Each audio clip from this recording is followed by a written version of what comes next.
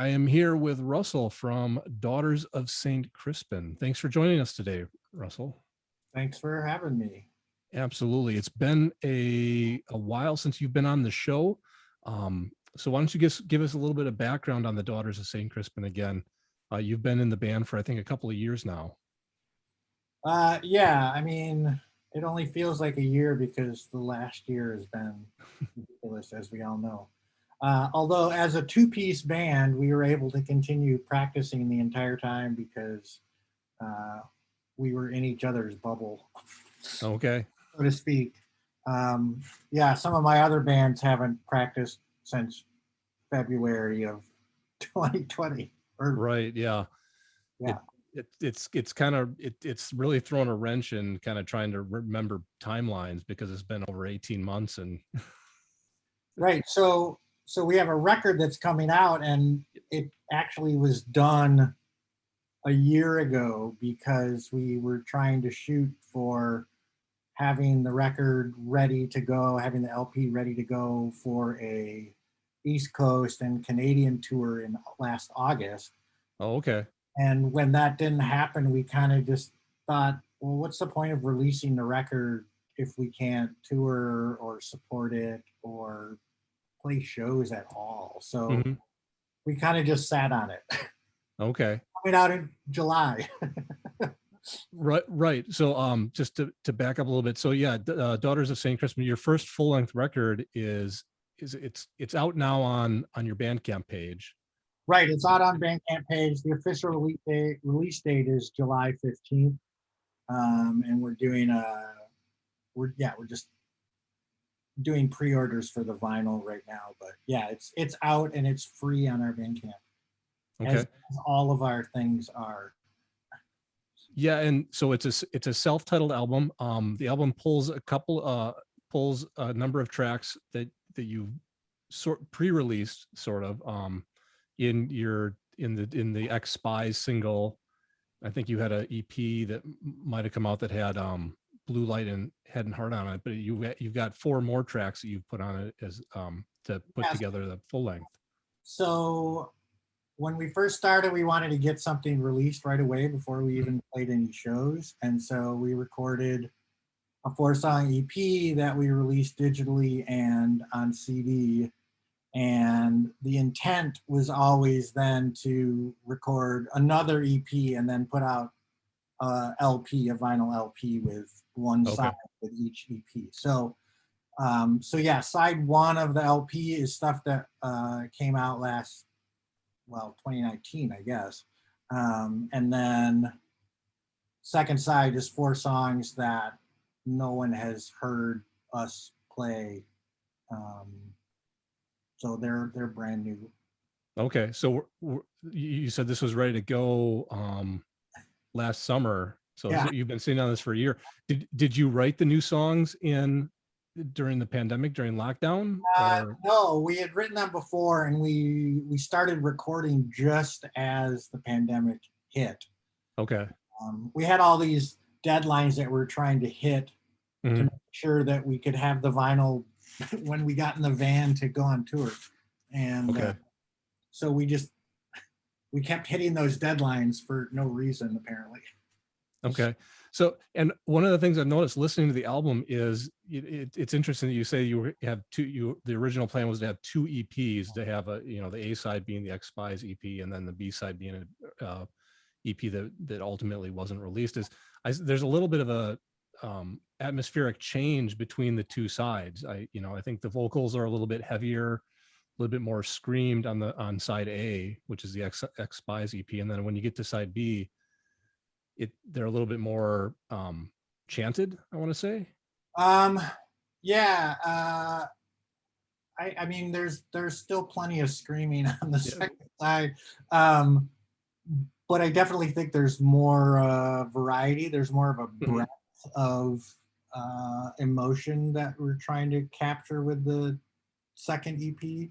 Okay. Um, yeah, I think most of the sort of atmospheric change, as Mhm. you called it, is due more to the songwriting than any production I mean, we Okay. pretty much recorded it exactly the same way that we recorded the first one.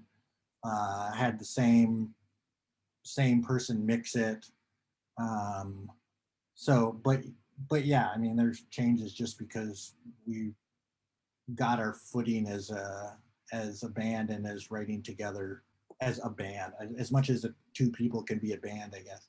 Um, Okay. So it's just ended up being kind of an evolution in your songwriting as you guys got a little bit more comfortable with one another and what you were producing musically. yeah, I think we got really, really comfortable with just like, we always asked ourselves, each other, like, what can we take out? How, Okay. how can we make this simpler? How can we like take notes out? So, that's why you'll hear like, I mean, we get compared to like Earth and some of these like super slow doom bands, which I don't necessarily identify with, but definitely that sort of approach where less is more. Okay. The space between the notes is as important as the notes, especially when you've got a really loud amplifier and back ringing out. Right? Yeah, and there's nothing wrong with being compared to Earth in my mind, but yeah, that I Oh, can I'm see. not mad about it. Yeah. I guess I can kind of see it. Yeah, from maybe the way the songs are constructed, but yeah, stylistically not very. Right, exactly. Although a French podcast compared us to Engine Kid last week, which kind of made my head swell a little bit Hmm, because that's like one of my favorite bands. okay. Well, that's always positive. Yeah, that's always positive. Yeah, and I can see from a stylistic standpoint there. Yeah, you guys kind of fit into that a little bit slower, but Yes. yeah. So what kind of prompted being able you guys to put out the album now right now? I assume you got do you have a tour that you're working on, or were you just able to get the Oh, I mean, vinyl? we just got tired of sitting up Okay. and telling everybody that, oh, it's done. Hmm. Um, so stuff started opening up. It's like, okay, we'll be able to play shows this summer. I don't know whether that's actually going to happen or not, but Hmm. that was the thought. So Okay. for better or worse, we pulled the trigger. Okay. And is the vinyl on schedule, or you're just taking pre-orders and The vinyl is done. We got boxes oh, of it in the basement. oh really? Okay. So yeah, so stuff will start shipping out July 15th as soon as the pre-order's done. Okay. And then So have you it's kind of a fake pre-order. oh, okay. Yeah, you had mentioned that you guys were kind of keeping your dates when, even though you weren't able to put together a tour, last year. Right. So you were able to work through all the commotion that the pandemic caused and, the supply chains for pressing vinyl. Yeah, I mean, all that stuff went pretty well. We used a new pressing plant in Chicago called Smash Plastic, which Okay. is amazing. If anybody's looking to press vinyl, check them out. And one of the big advantages for us was that we could just drive down and pick them up and not have to pay freight. Oh, okay. Yeah. Definitely a big bonus there. Um, so have you guys continued to write, even though, what have you been doing? You've got an album now that you can go out and support, but have you continued to write and work on new music? We spent a lot of time reconfiguring our live set because we don't have a live drummer. We have a Mhm. laptop that runs the drums. Therefore, we also have the laptop also runs our light show. So we spent a lot of time actually programming the lights Oh, okay. for a new set of songs. And then just been rehearsing. I've been working on a lot of other projects uh, Okay. on my own, and so yeah, we just been kind of boys' night out, hanging and playing music once a week, just to try to not get stale. Um, but yeah, I think we're going to start writing again pretty soon here. But it just seemed like, well, how much material do we need to amass?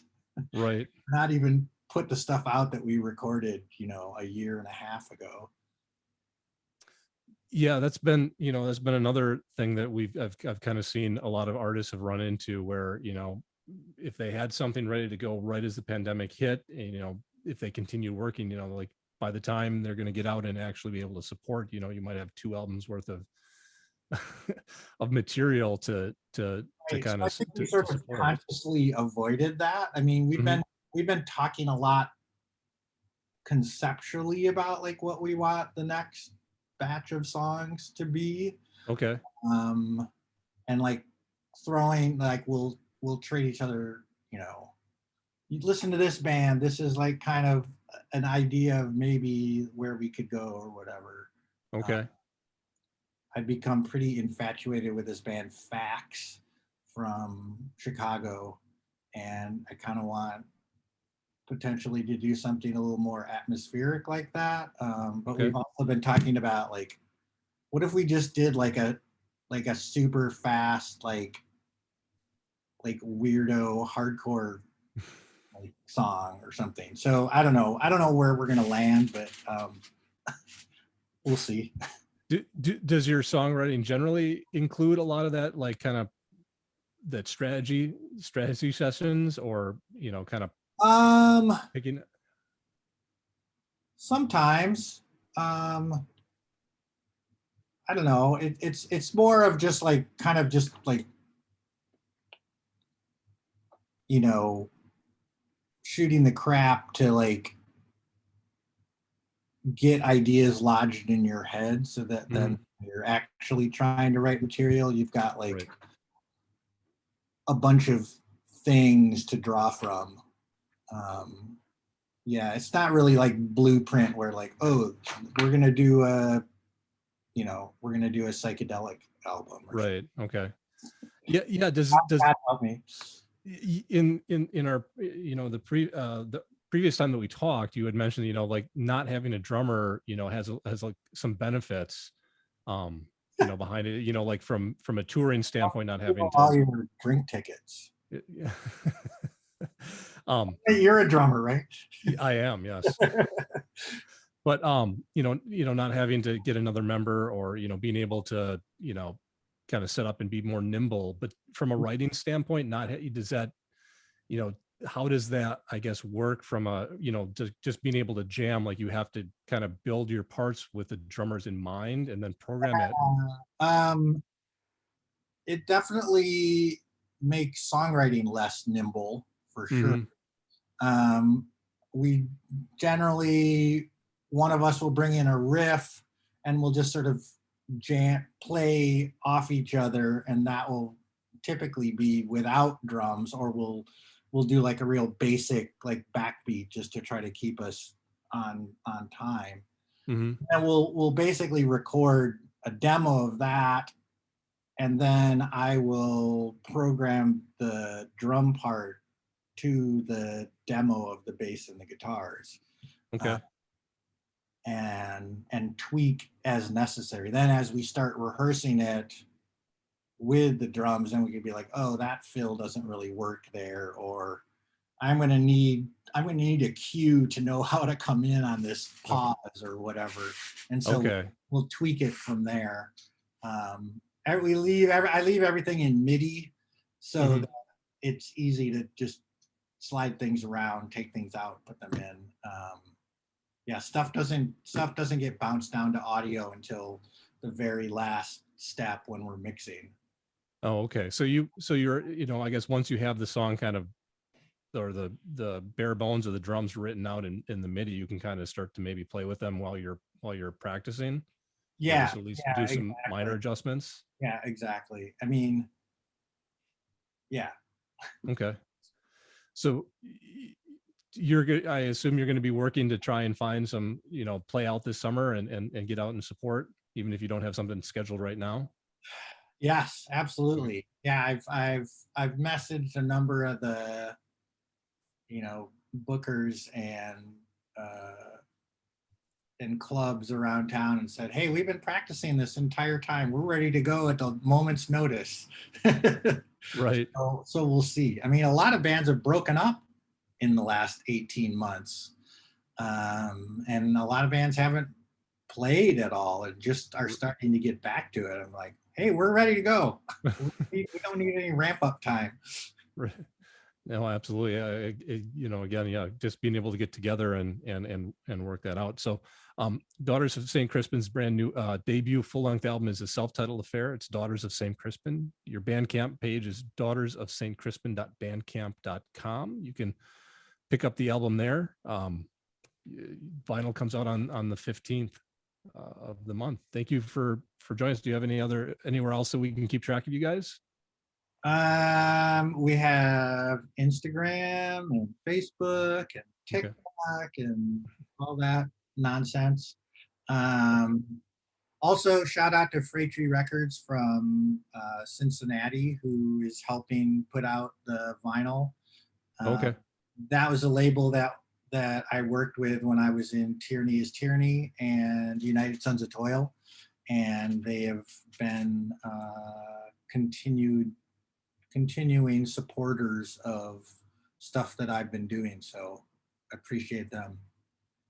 No, that's very cool. And so yeah, the new album is Daughters of St. Crispin, self-titled affair.